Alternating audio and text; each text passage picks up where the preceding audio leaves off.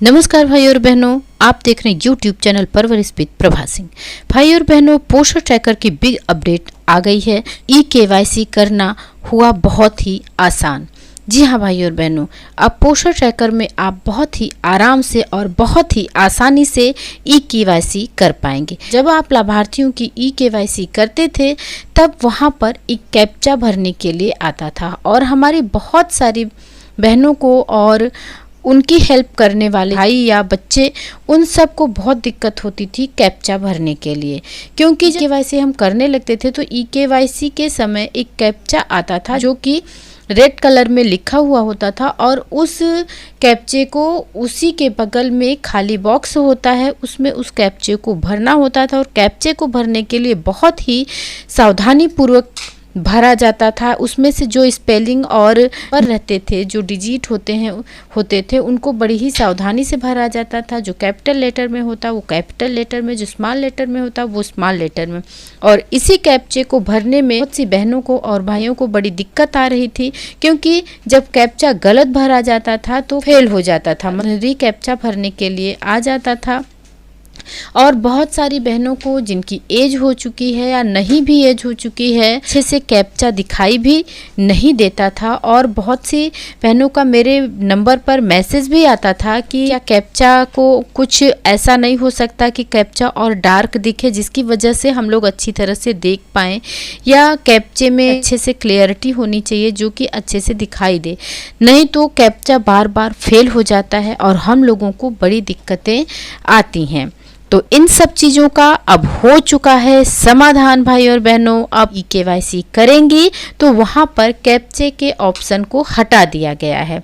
तो आइए देखते हैं लाइव कैप्चा हटाने के बाद हम कैसे लाभार्थियों का FRS करेंगे और उनको THR देंगे। लाभार्थी के ऑप्शन को ओपन कर लिया है। जिस भी लाभार्थी की KYC करनी है, फेस कैप्चर करना है, उनका यहाँ पर हम नाम सेलेक्ट कर लेंगे और यहाँ पर beneficiaries parents guardian KYC and photo capture are pending. जो भी बेनिफिशियरी हैं उनकी KYC और फोटो कैप्चर पेंडिंग है, मतलब नहीं ली गई है। तो आइए हम यहाँ से इसको कर देते हैं प्रोसीड।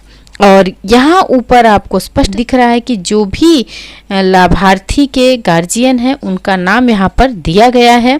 हम इसको आगे बढ़ाते हैं और ओपन करते हैं। तो भाई और बहनों, आप देख रहे हैं यहाँ पर आपको सिर्फ इंटर आधार नंबर शो कर रहा है, जबकि इसके बगल में यहाँ पर आधार की संख्या लिखने के बाद बगल में कैप्चा आता था, जो कि रेड कलर में यहाँ पर स्पेलिंग और डिजिट लिखे होते थे और उसे बगल वाले बॉक्स में भरना होता था। तो बहनों, इस चीज़ को हटा दिया गया है। अब हमारी बहुत सारी बहनों और भाइयों की समस्याएं हो चुकी हैं दूर। अब आप आसानी से केवल आधार की संख्या डालेंगे KYC करते समय और आधार की संख्या जाते ही लाभार्थी के फ़ोन पर OTP जाएगी। जो जैसी प्रक्रिया थी भाई और बहनों वैसी ही है, अब केवल प्रक्रिया बदली है कैप्चा की। कैप्चा KYC करते समय नहीं आएगा। आप जैसे यहाँ पर डालते थे आधार की संख्या, वैसे ही आपको आधार की संख्या डाल देनी है और इसको कर देना है नेक्स्ट करेंगे, आगे बढ़ेंगे और करते हैं हम KYC। आपको करके दिखाते हैं लाभार्थी की KYC।